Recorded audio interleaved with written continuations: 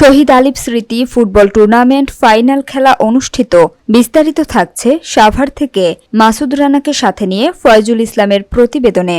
সাভারে শহীদ আলিফ টুর্নামেন্ট আশুলিয়ায় গোকুলনগর উচ্চ বিদ্যালয় মাঠে খেলা অনুষ্ঠিত হয়। আনিসুর রহমানের সভাপতিত্বে প্রধান অতিথি হিসেবে উপস্থিত ছিলেন বিএনপির সহ পরিবার কল্যাণ বিষয়ক সম্পাদক বিশিষ্ট রাজনীতিবিদ দেওয়ান ডাক্তার মোহাম্মদ সালাউদ্দিন বাবু।